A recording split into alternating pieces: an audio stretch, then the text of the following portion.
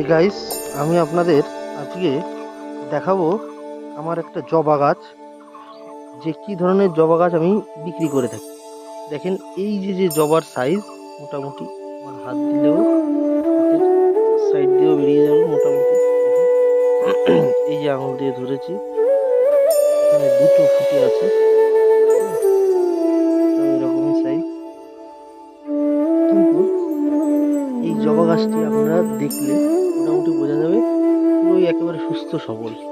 কিন্তু যদি আপনারা একটু ভালো করে কাছে এসে দেখেন, যে এই যে প্রচুর পরিমাণে পোকা হয়ে আছে, কিন্তু এখনো এই পোকাতে যে কোনো এফেক্ট করতে পারেনি।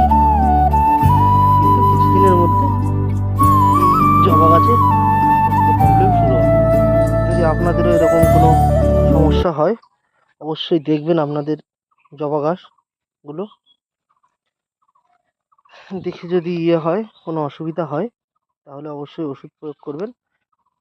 আজকের জন্য এই পর্যন্তই শেষ করলাম।